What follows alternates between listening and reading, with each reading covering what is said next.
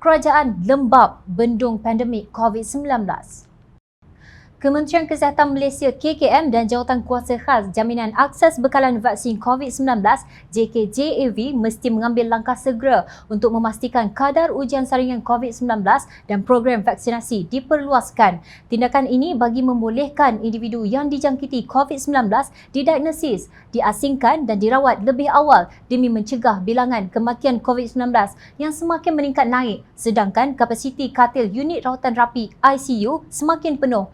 Jawatankuasa Vaksinasi COVID-19 Pakatan Harapan dalam satu kenyataan pada 17 Mei 2021 berkata bahawa terdapat penurunan yang mendadak dalam ujian saringan di seluruh negara dari 87,458 pada 12 Mei kepada 83,974 pada hari raya pertama hingga 47,480 pada 15 Mei.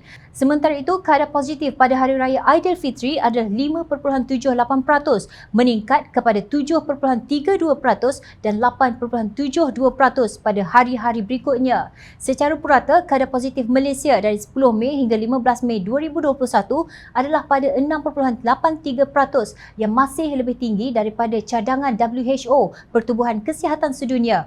Kadar ini jelas menunjukkan bahawa kita tidak melakukan ujian saringan yang mencukupi, kata mereka. Jawatankuasa Pakatan Harapan tersebut berpendapat ujian yang tidak mencukupi ini tidak baik bagi negara dan telah dikaitkan dengan peningkatan kes COVID-19 di seluruh negara. Hanya dengan meningkatkan kadar saringan dan pengesahan kontak rapat secara ketara, barulah kita akan mengenal pasti beberapa orang yang berjangkit dan dapat menyebarkan virus di luar sana.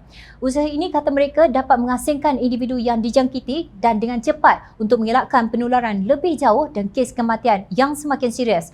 Jawatankuasa itu menyarankan ujian saringan menggunakan RTKAG sebagai pengawasan yang cepat seiring dengan pengesanan kontak automatik, pengasingan cepat dan penyediaan bahan serta sokongan psikososial yang sesuai FTTIS. Ini kerana pertambahan kes setiap hari membimbangkan memandangkan program vaksinasi negara sangat lembab.